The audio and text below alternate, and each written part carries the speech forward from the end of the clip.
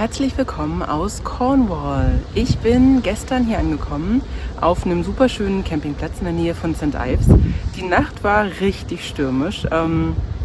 Ich habe also nicht so richtig viel geschlafen, es war ganz laut, es war ganz schön wackelig im Bus. Aber jetzt scheint die Sonne, es ist ein neuer Tag und ich laufe jetzt runter in den Ort über den Southwest Coast Pass.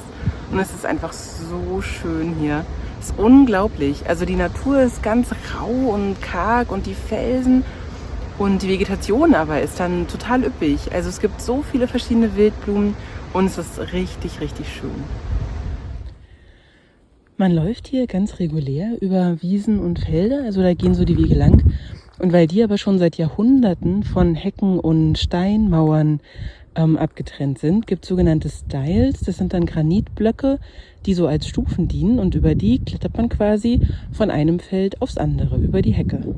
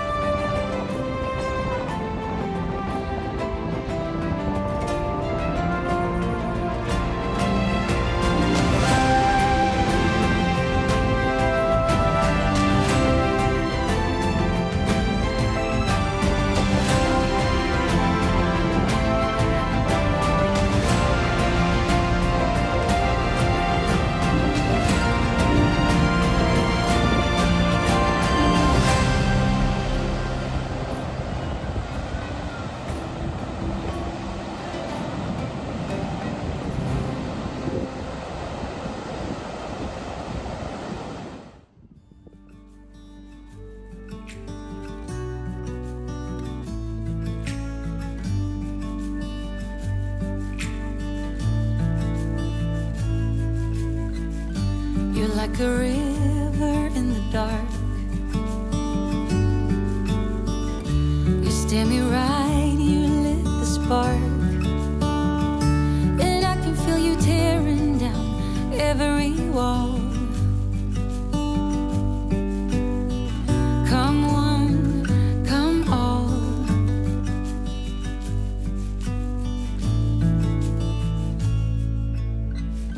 You're like an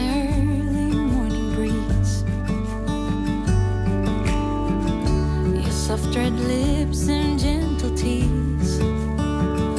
You must have been sent just for me. Come one, come all. Just when I need you, you set sail and navigate. But when I need you, you lift me up till we levitate. You're mesmerizing, hypnotizing. My eyes are set on you.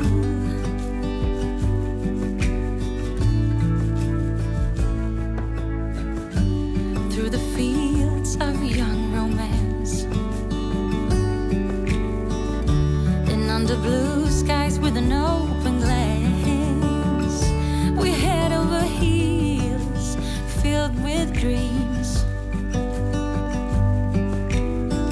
Come all, everything. Just when I need you,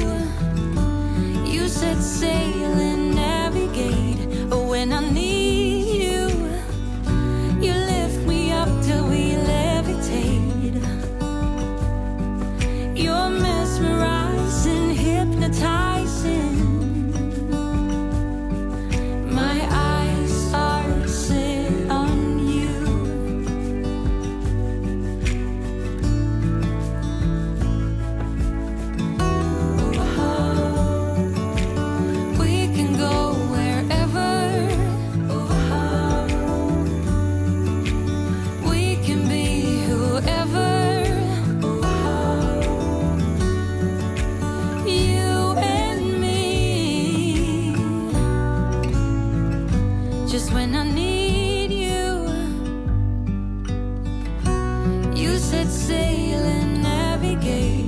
But when I need you, you lift me up till we levitate.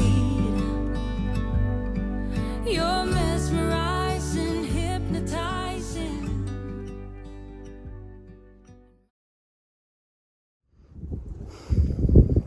Guten Morgen, ich bin auf dem Weg nach Sanur. Sanur ist so ungefähr 5 Meilen entfernt von hier über den Küstenwanderweg. Da laufe ich jetzt also gleich lang und bin ganz gespannt. Das Wetter ist super. Und in der Kirche von Sanur, die übrigens aus dem 6. Jahrhundert stammen soll, wartet dann noch eine ganz besondere Überraschung. Mal sehen, was der Tag so bringt. Und ich glaube, ich habe in den letzten Wochen schon mehrere Kilo Brombeeren gegessen, weil hier einfach ganz viele Brombeerhecken überall am Weg sind und es total einladend ist, davon immer mal wieder was zu naschen.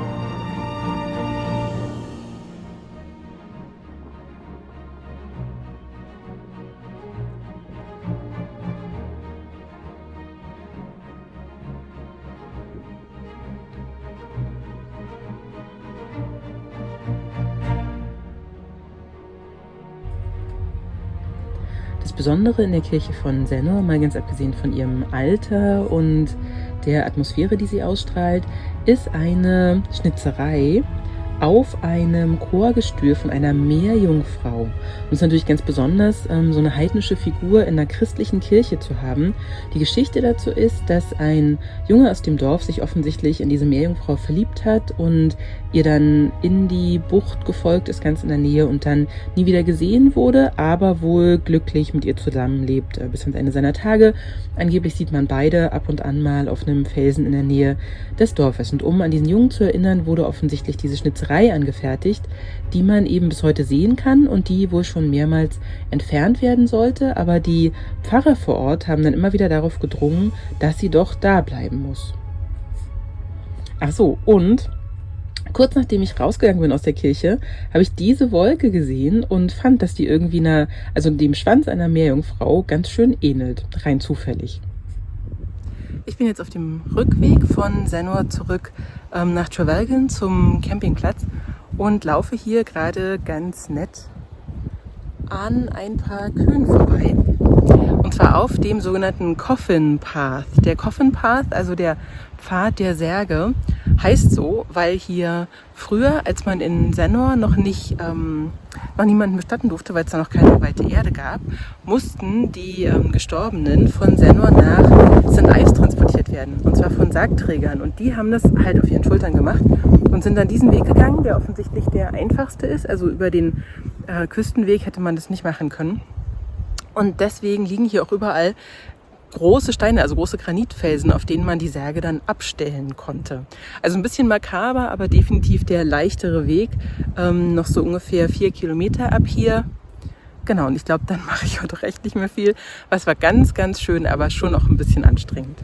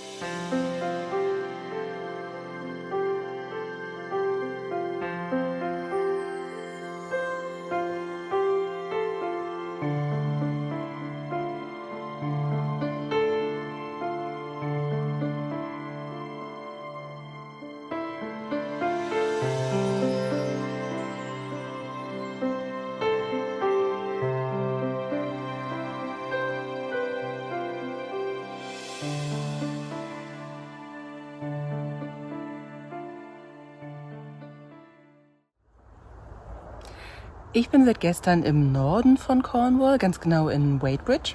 Und erstaunlicherweise kann man hier Fahrrad fahren. Das heißt, ich habe jetzt eben gerade mein Fahrrad hinten vom Anhänger runtergehoben. Das kriege ich jetzt inzwischen auch hin allein, ich bin ganz stolz.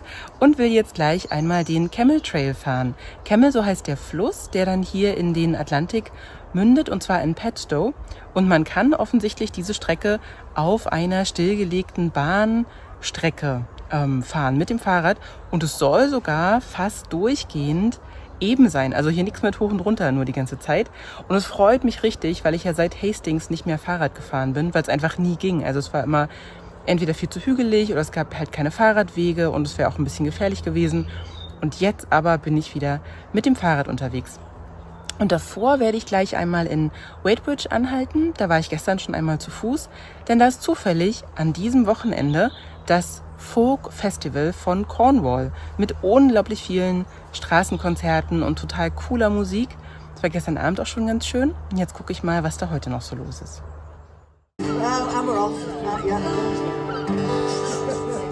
Written by Dave Swarbrick for Sandy Denny. Yeah. Old Swarm. Okay, here we go.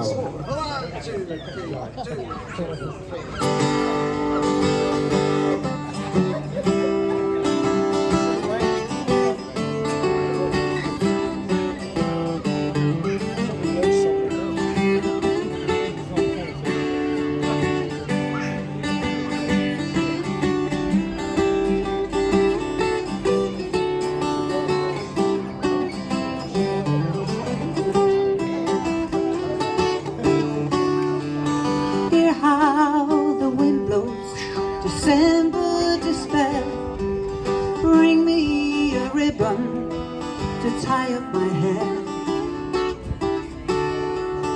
I'll be your bride, go where you go, all of my life, I'll be your beau.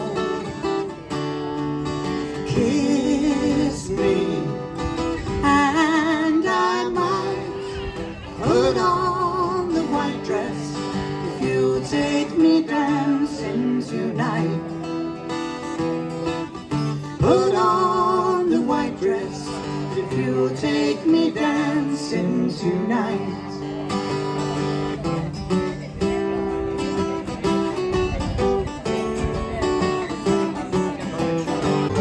You could join in on this one. Honest. Who's that walking miles of water? Who's that sweatshopping all the day long? In the hot south, in the cold north. Who is this that's brave and strong? From the park bench, in the bank room, in the carpet there, by the side of the bed, to the mad mothers, to the peace campers. Who is this that's seeing red. For these are roses, Miss Shorbet, lovely daughters. These are no man's blushing brides. These are roses.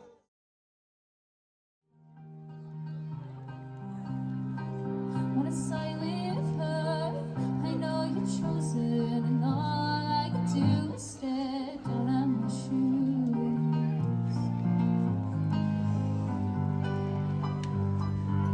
I like how you listen to what I have to say. I like how you take my hand and whisper away. You'll hear my voice and listen to my plea, 'cause it feels like a memory.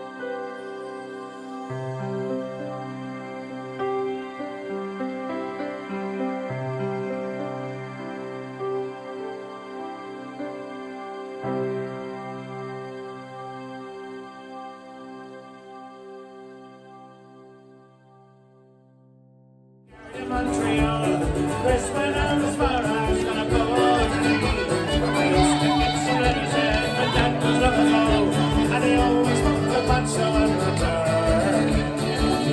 Now we dancing, romancing, and never alone. Now we're rolling in the hay, and now the whiskey in the tea, the boys come rolling home.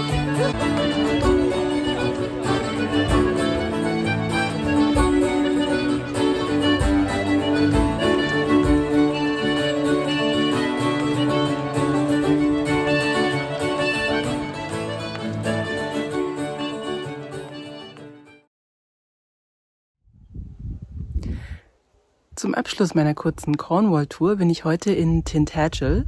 Hier stehen die Ruinen der legendären Burg von König Artus und unten am Strand gibt's die Höhle von Merlin. Also sehr viel Magie und Mystik in der Luft. Aber erstmal schaue ich mir jetzt hier die Kirche vor Ort an. Das ist auch eine normandische, also auch ungefähr 1000 Jahre alt, so wie die Kirche von Zennor. Und errichtet wurde die auf einer ehemaligen keltischen Kultstätte.